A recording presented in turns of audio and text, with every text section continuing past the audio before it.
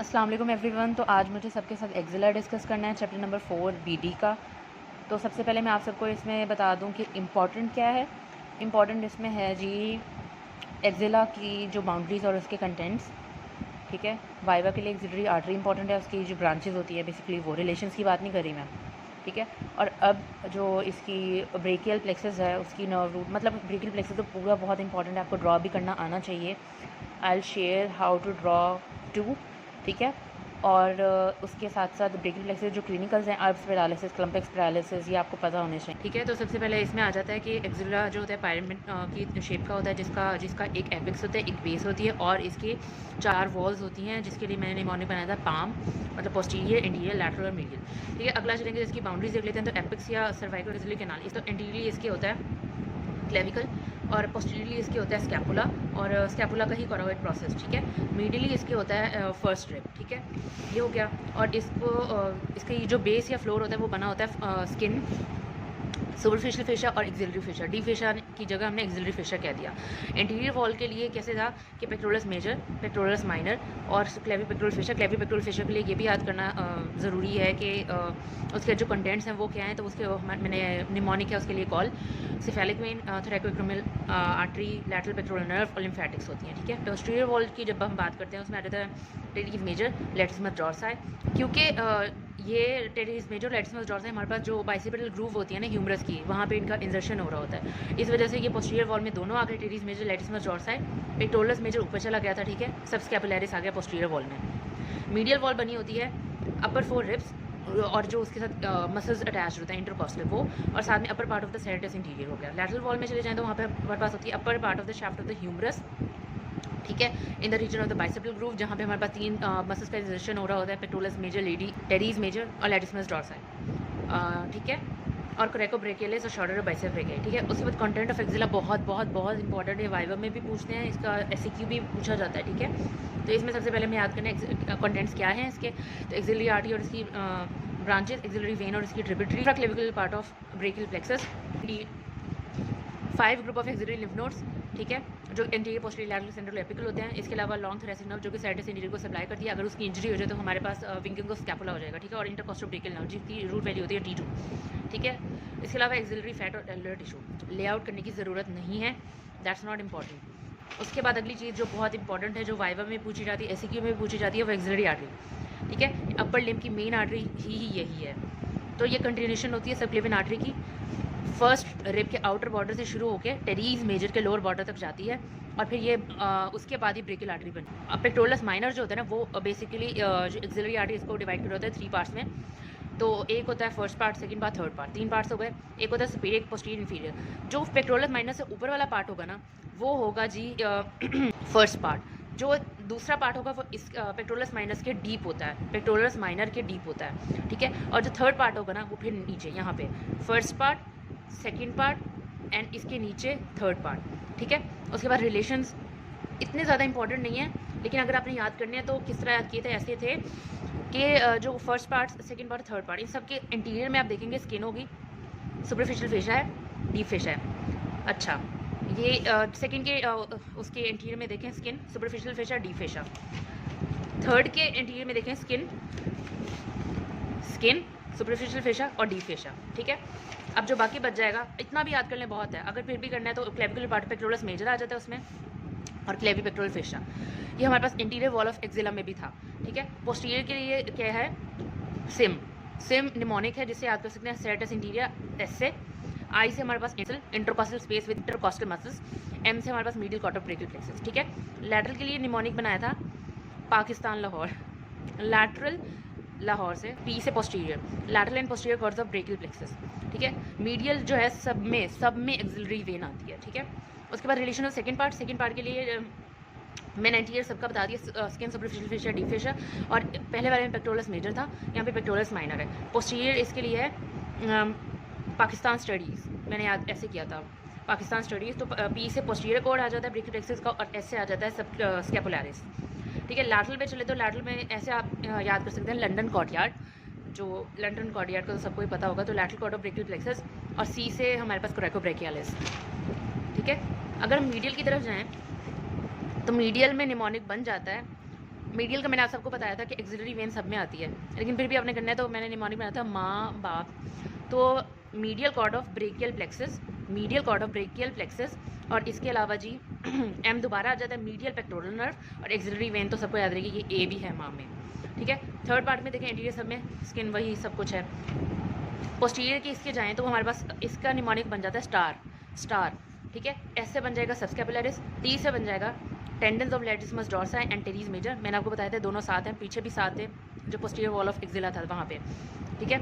और ए स्टार में ए में जो है एक्सिलरी नर्व आ जाएगी, और आर जो है इससे बन जाएगी रेडियल नर्व, ठीक है। उसके बाद हम लैटरल पे चले जाते हैं। लैटरल में हमारे पास फिर से लंडन कॉर्डियाड आ गया। तो lateral root of median nerve coracobrachialis, L से लैटरल रूट हो गई और इससे कोरैकोब्रेकियालिस हो गया। मस्कुलोक्यूटेनियस नर्व भी है, ठीक है, और ट्रंक ऑफ मीडियन नर्व।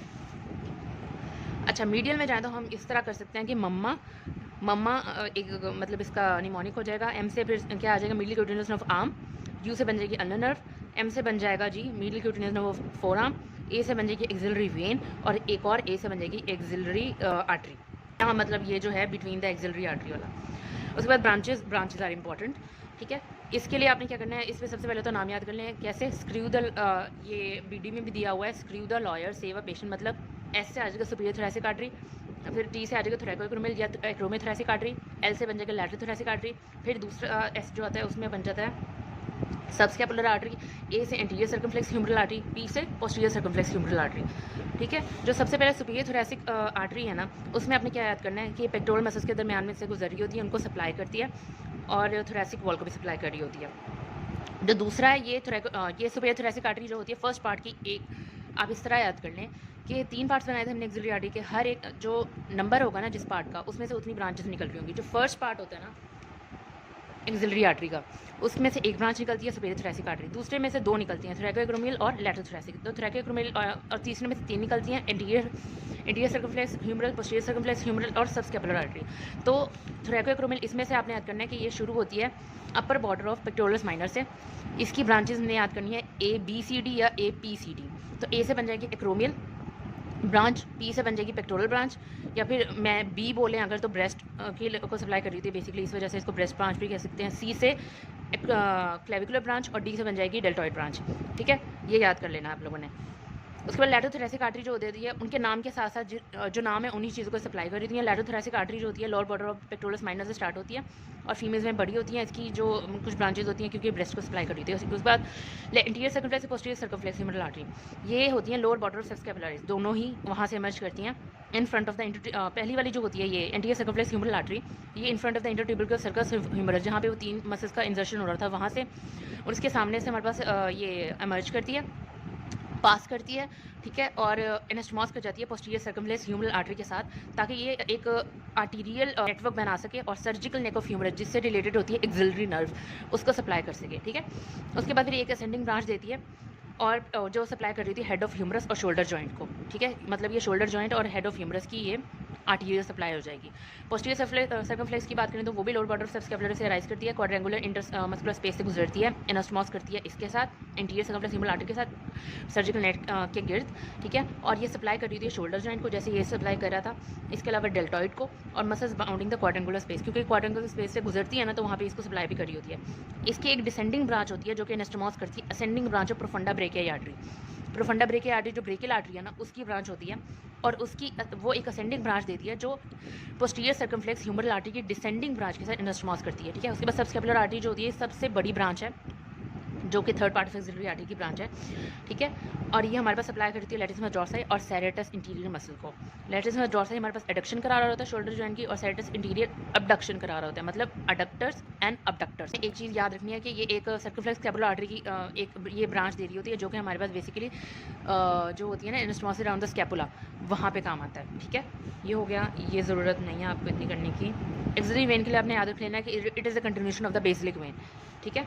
उसके बाद आप ये याद रख सकते हैं कि कहाँ कहाँ पे पड़े। एंटीरियर या पेक्टोरल ग्रुप जो होते हैं लाइक कर देते हैं long the lateral thoracic wall, और ये basically major part of the breast को ड्रेन करते हैं। और जो पोस्टीरियर या स्कैपुलर ग्रुप होते हैं along the sub scapular vessels पड़े होते हैं, ठीक है, और ड्रेन करते हैं एक्सिलरी टेल ऑफ ब्रेस्ट से। जो लैटरल ग्रुप होते हैं हमारे पास ह्यूमरस, इनको ह्यूमरल भी कहते हैं, ह्यूमरल लिम्फ नोड्स, ठीक है। और ये lie along the upper part of the humerus, और ये ड्रेन कर रहे होते हैं अपर लिम्फ को। जो सेंट्रल ग्रुप होते हैं ये फैट ऑफ एक्जिला में पड़े होते हैं और ये ड्रेन करते हैं जाके एपिकल ग्रुप में, ठीक है। और जो एपिकल या इंफ्रा क्लेविकुलर ग्रुप होते हैं ये क्लेविकुलर फेशियल के डीप पड़े होते हैं। अपर, ये बाद में भी आप पढ़ेंगे, ये अपर पार्ट ऑफ ब्रेस्ट, और जो थंब की वेब होती है ना, from the thumb edits web, वहाँ से ये ड्रेन करते हैं लिम्फ को। हाँ, यहाँ पे एक चीज़ इंपॉर्टेंट है कि axillary arterial pulsations can be felt against the lower part of the lateral wall of एक्सिलर। जरूरी है आपको ये पता होना चाहिए कि वेंट्रल प्राइमरी रेमाई जो होते हैं ना वो प्लेक्सस बनाते हैं, जो होता है ना डॉर्सल, वो प्लेक्सस नहीं बनाते, वेंट्रल या इंटीरियर जो कह सकते हैं आप। उसके बाद ब्रेकियल प्लेक्सस आ जाता है। अच्छा, ब्रेकियल प्लेक्सस के लिए आपको सबसे पहले तो पता होना चाहिए कि प्रीफिक्स्ड और पोस्ट फिक्स्ड का, ठीक है। इसमें हमारे पास इसकी रूट वैल्यूज़ बेसिकली होती हैं C5, 6, 7, 8 और T1, मतलब 5 से 8 जो C हैं वो, और T1। लेकिन कभी कभी क्या होता है कि कुछ और नर्व रूट्स भी आके इसमें पार्टिसिपेट करती हैं, ठीक है। तो प्रीफिक्स प्लेक्सस वो होता है जिसमें C4 भी आ रहा हो, C4 is large and that from T2 is absent, ठीक है। और पोस्ट फिक्स वो होता है जिसमें हमारे पास जो कंट्रीब्यूशन होती है T1 की वो लार्ज होती है, T2 हमेशा प्रेजेंट होगा, C4 एब्सेंट होगा, C5 रिड्यूस्ड इन साइज होगा, ठीक है। उसके बाद आपने याद करना है कि इसके बेसिकली पार्ट्स क्या। तो Ramu tailor drinks cold beer, तो रामू से रूट्स, टेलर से टी, ये ट्रंक हो जाएगा, ठीक है। और ड्रिंक से हमारे पास डिवीजन्स आ जाएंगी, कोल्ड बियर, कोल्ड से कॉर्ड्स और बियर से ब्रांचेस, ठीक है। इसमें रूट्स आपने इस तरह याद कर लेनी है 5, 6, 7, 8 और T1। 5, 6 पहला ट्रंक, मतलब कि फर्स्ट अपर ट्रंक जो होगा वो 5, 6 बनाएगा। उसके बाद C दरमियान वाले को अकेला छोड़ देना, C7 जो होता है जो मिडिल ट्रंक बनाएगा, और लोअर ट्रंक जो होता है वो लास्ट वाले 2 बना देंगे। देखिए 5, 6 जो होता है पहला ट्रंक अपर ट्रंक, ये वाला अकेला बनाता है मिडिल ट्रंक, और ये 8 और T1 जो होते हैं ये लोअर ट्रंक बना देते हैं, ओके।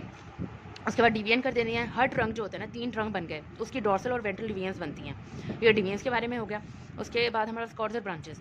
कॉर्ड्स जो होते हैं ना हमारे पास 3 कॉर्ड्स बनते हैं, आप सबको पता है, लैटरल कॉर्ड, मीडियल कॉर्ड और पोस्टीरियर कॉर्ड। लैटरल कॉर्ड जो होते हैं ना, अब हमने डिवीजन्स की थी, इनकी 3 ट्रंक बने थे उनकी, और हर एक ट्रंक की ना डॉर्सल और वेंट्रल डिवीजन्स की थी। जो वेंट्रल डिवीजन होगी ना अपर और मिडिल ट्रंक की, वो मिलकर लैटरल कॉर्ड बना देंगी, ठीक है। जो मीडियल कॉर्ड होगा वो ventral division of the lower trunk. अब पहले 2 की वेंट्रल डिवीजन तो खत्म हो गई, मतलब हमने उनको लैटरल कॉर्ड बना दिया। और जो एक वेंट्रल डिवीजन बच गई थी ना लास्ट वाले की, वो मीडियल कॉर्ड बना देगी, और सब की डॉर्सल डिवीजन्स जो होती हैं ना वो पोस्टीरियर कॉर्ड बना देती हैं। ये आपको करने की ज़रूरत नहीं है।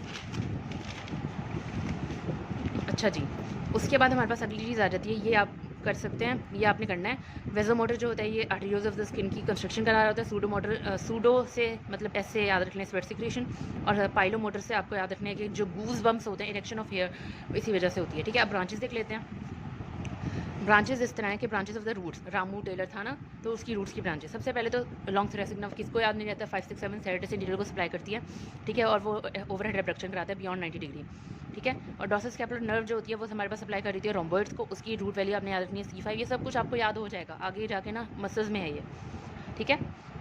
उसके बाद रीडायरेक्शन ऑफ द शोल्डर गिर्डल करा रहे होते हैं हमारे पास रोम्बोइड्स। उसके बाद अगली चीज़ आ जाती है लॉन्गस कोलायल स्कैलेनी मसल्स, इनके लिए रूट वैल्यू होती है C5 to C8, ठीक है। और फ्रेनिक नर्व तो याद रहनी क्योंकि लंग्स में इसका काम है, डायफ्राम में, तो उसके लिए आप याद कर ले C4। वैसे फ्रेनिक नर्व की जो रूट वैल्यू होती है वो C3, C4, C5 होती है, लेकिन यहाँ से जो आ रही होती है ना वो C4 होगी, ठीक है, ठीक है। ये देखें, ये ना सप्लाई कर रही होती है थोरैकोअब्डोमिनल डायफ्राम को, और ये हमारे पास कैरी करती है एफरेंट फाइब्रस जो होते हैं ना मीडियल स्टेरनल प्लूरा से, फाइब्रस पेरिकार्डियम से, और पार्ट ऑफ पेराइटल पेरिटोनियम, मतलब कि 3 P हैं, प्लूरा, पेरिकार्डियम और पेराइटल पेरिटोनियम बेसिकली वहाँ को से ये कैरी करती होती है इनके एफरेंट फाइबर्स जो होते हैं, ठीक है। उसके बाद ये रूट्स की ब्रांचेस हो गई। रूट के बाद हमारे पास ट्रंक्स आते हैं, उनकी ब्रांचेस देख लेते हैं। उसके लिए हमारे पास 2 ही ब्रांचेस हैं, सुप्रास्कैपुलर और सबक्लेवियस, मतलब SS। सुप्रास्कैपुलर के लिए दोनों की रूट वैल्यू 5, 6 है। सुप्रास्कैपुलर जो होती है हमारे पास सप्लाई कर रही होती है सुप्रास्पाइनेटस मसल को और इंफ्रास्पाइनेटस मसल को। जो नर्व टू सबक्लेवियस, किसको याद नहीं रहेगा कि वो सबक्लेवियस को ही सप्लाई करती है, ज़ाहिर बात है। उसके बाद कॉर्ड्स की ब्रांचेस देखते रहते हैं। हमने 3 कॉर्ड्स बनाए थे, लैटरल कॉर्ड, मीडियल कॉर्ड और पोस्टीरियर कॉर्ड, ठीक है। लैटरल कॉर्ड में हमारे पास 3 ब्रांचेस हैं, लैटरल से lateral pectoral nerve, musculocutaneous nerve और lateral root of median nerve. इन सब की रूट वैल्यू हमारे पास 5, 6, 7 होती है, ठीक है। ये इस तरह लिखा हुआ है लेकिन हमने याद करना है 5, 6, 7, ठीक है। लैटरल पेक्टोरल जो होती है ये हमारे पास सप्लाई कर रही है, पेक्टोरल है तो पेक्टोरल इज मेजर माइनर को। मस्कुलोक्यूटेनियस नर्व जो होती है सप्लाई कर रही होती है मसल्स को सप्लाई करती है, ठीक है। और जो हमारे पास लैटरल रूट ऑफ मीडियन होती है ये हमारे पास मीडियल कॉर्ड के, ये जो मीडियल कॉर्ड होता है ना ये हमारे पास medial root of median nerve देता है। दोनों रूट्स मिलके हमारे पास मीडियन नर्व बना देती हैं। और मीडियन नर्व जो होती है ना हमारे पास बेसिकली सप्लाई कर रही होती है front of forearm and muscles of thinner eminence, ये थिनर एमिनेंस, यहाँ पे थिनर एमिनेंस के मसल्स होते हैं, उसको सप्लाई करती है। अब मिडिल कॉर्ड की हमारे पास कितनी ब्रांचेस हैं? 5। ठीक है, सबसे पहले तो लैटरल थी, इसी तरह मिडिल पेक्टोरल। उसके बाद आपने मस्कुलोक्यूटेनियस की जगह आपने याद रखना middle cutaneous nerve of arm, middle cutaneous nerve of four arm. उसके बाद अल्नर है यहाँ पे, और मीडियल रूट ऑफ मीडियन। यहाँ पे लैटरल रूट ऑफ मीडियन थे, यहाँ पे मीडियल रूट ऑफ मीडियन। 5 हो गए। इन सब में ना सबकी रूट वैल्यू है C8 और T1, सिवाय अल्नर के। अल्नर में ना C7 को ऐड कर देना है। ठीक है, तो मीडियल पेक्टोरल मेजर माइनर को सप्लाई करेगी। मिडिल क्यूटेनियस नर्व आर्म जो होती है सेंसेशंस लेकर आती है मीडियल साइड ऑफ आर्म से। फोर आर्म जो होती है medial side of four arm से लेकर आएगी। अल्नर जो होती है सप्लाई कर रही होती है फ्रंट ऑफ फोर आर्म जो होती है ना, वहाँ पे बेसिकली सप्लाई कर रही थी मीडियन नर्व, लेकिन उसके 1.5 मसल्स को सप्लाई कर रही होती है अल्नर नर्व। और यहाँ पे ये जो हैंड के ज़्यादातर मसल्स होते हैं, तकरीबन 15 मसल्स होते हैं जिनको अल्नर नर्व सप्लाई करती है। आप हैंड के मसल्स में पढ़ेंगे, वो मैं बताऊँगी आगे जाकर। मीडियल रूट और मीडियल नर्व पहले बताया मैंने, इसके लैटरल रूट के साथ मिलकर मीडियल नर्व बन जाएगी, और फिर मेरे पास फ्रंट ऑफ फोर आर्म को सप्लाई कर रही होती है। उसके बाद पोस्टीरियर कॉर्ड में फिर से हमारे पास 5 ब्रांचेज आ जाती हैं। इसके लिए आपने मोहनी याद कर सकते हैं अल्नर। कैसे देखें? अपर सब स्कैपुलर, लोअर सब स्कैपुलर, उसके बाद नर्व टू लेटिसिमस डॉर्साई, उसके बाद इससे एक्सिलरी नर्व, और ये आर से रेडियल नर्व। इन सब की रूट वैल्यू जो होती है ना 5-6 होती है, सिवाय किसके? नर्व टू लेटिसिमस डॉर्साई और रेडियल के। रेडियल में सारी रूट वैल्यू डाल देनी ब्रेकियल प्लेक्सिस की, मतलब 5, 6, 7, 8 और T1। और नर्व टू लेटिसिमस डॉर्साई जो होती है, जिसको थोरैकोडॉर्सल नर्व भी कहते हैं, उसकी रूट वैल्यू होती है 6, 7, 8। इन दोनों के अलावा बाकी जो 3 है ना, उन सब की रूट वैल्यू होगी 5 और 6। ठीक है, अपर सब स्कैपुलर जो होती है ये सप्लाई करती है सब स्कैपुलर मसल को, सब स्कैपुलरिस मसल को। उसके बाद अच्छा जी, तो लोअर सब स्कैपुलर जो होती है ना, वो नर्व जो होती है सप्लाई कर रही होती है सब स्कैपुलरिस मसल को, और वो कहती है चलो मैं एक और मसल को सप्लाई कर देती हूँ, वो होता है टेरिस मेजर। टेरिस मेजर और टेरिस माइनर रह गया ना, उसको सप्लाई करता है एक्सिलरी नर्व, और उसके साथ साथ एक्सिलरी नर्व सप्लाई करती है डेल्टॉइड को, जो शोल्डर की राउंडेड कंट्रोल बनाता है ना वो। ठीक है, अब बाकी रहेगी 2 नर्व्स। कौन कौन सी? थोरैकोडॉर्सल जो कि सप्लाई कर रही होती है लेटिसिमस डॉर्साई को, जो एडक्टर होता है, ठीक है, आर्म का। और इसके साथ साथ हमारे पास रहेगी रेडियल नर्व। रेडियल नर्व हमारे पास सप्लाई कर रही होती है, ये थिकेस्ट ब्रांच है ब्रेकियल प्लेक्सिस की, और ये सप्लाई कर रही होती है ट्राइसेप्स को। और फीचर्स यही होते हैं कि हमारे पास लैटरल कॉर्ड और मिडिल कॉर्ड जो होते हैं एम शेप बना देती हैं, क्योंकि इन दोनों की रूट्स मिल रही होती हैं। ठीक है, ब्लड सप्लाई आप देख लें तो इसमें वर्टिब्रल आर्टरी और थायरो सर्वाइकल ट्रंक आ जाता है, विद ब्रांचेस प्लस स्कैपुलर और ट्रांसफर सर्वाइकल आर्टरीज। ठीक है, अच्छा, जो इंपॉर्टेंट क्लिनिकल्स है ना, वो है अर्ब्स पैरालिसिस। अर्ब्स पैरालिसिस में हमें सबसे पहले याद करना है कि जहाँ पे वो वाला पॉइंट जहाँ पे 6 नर्व्स आगे मिल रही होती हैं, उसको कहते हैं अर्ब्स पॉइंट। ठीक है, और अर्ब्स पैरालिसिस किसकी वजह से? इसमें ना अपर ट्रंक अफेक्टेड होता है। अपर ट्रंक हमने बताया था कि C5 और C6 का बनता है उनकी रूट वैल्यू से। इसकी कॉजेज बर्थ इंजरी उससे हो सकता है, या फिर आप कंधे के बल गिर जाएँ, या फिर जब हम बेहोशी की दवा दे रहे होते हैं एनेस्थीसिया, उसकी वजह से हो सकता है। अगर ज़्यादा या कम इस तरह की मतलब मसल जो पैरालाइज होते हैं, डेल्टॉइड का ज़रूर बताना है, बाइसेप्स का ज़रूर बताना है, और सुपिनेटर यहाँ पर है। बाइसेप्स और सुपिनेटर इस वजह से क्योंकि हमारे पास सुपिनेशन जर्क्स लॉस्ट हो जाते हैं। सुपिनेटर और जो बाइसेप्स हैं ये सुपिनेशन का काम करा रहे होते हैं। ठीक है, और इसके अलावा और मसल्स होते हैं सुप्रास्पाइनेटस, इंफ्रास्पाइनेटस। ठीक है, डिफॉर्मिटी, और इसमें होता कि हमारे पास इस तरह की कंडीशन हो जाती है कि हमारे पास एडक्शन हो जाती है आर्म की, और ये यहाँ पे हमारे पास एक्सट्रीम फ्लेक्शन हो जाती है, एक्सट्रीम फ्लेक्शन हो जाती है, और ये पीछे की तरफ इसको कहते होते हैं पॉटर स्टिप हैंड, या पुलिसमैन स्टिप हैंड, या वेटर स्टिप हैंड कह रहे होते हैं। ठीक है, abduction and lateral rotation of arm and shoulder and loss हम नहीं कर सकते, उसका लॉस हो जाता है। ठीक है, flexion supination of forearm loss, biceps and सुपिनेट जक्स लॉस्ट हो जाते हैं। सेंसेशन जाहिर बात है वहाँ पे सेंसेशन का भी लॉस होगा। ठीक है, लोअर पार्ट ऑफ लेटॉइड पे, जिसको हम रेजिमेंटल बैच भी कहते हैं। ठीक है, उसके बाद एक और होता है क्लम्पिक्स पैरालिसिस। ये लोअर ट्रंक की डिसेबिलिटी होती है, जिसमें लोअर ट्रंक में क्या क्या होता है? 8 और T1, C8 और T1। ठीक है, इसमें कॉज ऑफ इंजरी हमारे पास होता है अगर हम ज़्यादा अबडक्शन कराएं आर्म की, T1 और C8 इन्वॉल्व होते हैं। मसल जो होते हैं intrinsic muscle of the hand और ulnar flexors of wrist affected होते हैं। डिफॉर्मिटी क्या होती है? क्लॉ हैंड हो जाता है। देखें, पंजे जैसे बन रहे होते हैं, उसको कहते हैं क्लॉ हैंड। अच्छा जी, उसके अलावा आप याद कर सकते हैं हॉर्नर सिंड्रोम। इसमें क्या होता है? इसमें होता है टॉसिस, मियोसिस मतलब ये वो वाला मियोसिस नहीं है, ये दूसरे वाला मियोसिस। इसका मतलब होता है कंस्ट्रक्शन ऑफ द फ्लूइड। ठीक है, एनहाइड्रोसिस। इसके अलावा हमारे पास एनऑफ्थल्मोस हो सकता है, जिसकी वजह का मतलब होता है कि आईलिड जो है प्रोट्रूड कर जाती हैं। ठीक है, ये हमारे पास हॉर्नर सिंड्रोम अगर आज ये आता नहीं है वैसे, लेकिन अगर पता हो कि आप याद रख लें टॉसिस, मियोसिस, एनहाइड्रोसिस और एक और चीज़ एनऑफ्थल्मोस। ठीक है, ये हो गया। उसके बाद मैंने आपको पहले भी बताया है, इसके अलावा जी जो सेरेटस इंटीरियर की जो नर्व होती है उसको कहते हैं नर्व ऑफ बेल। ये हमें पता नहीं होता, तो इसे मैं बता रही हूँ नर्व ऑफ बेल।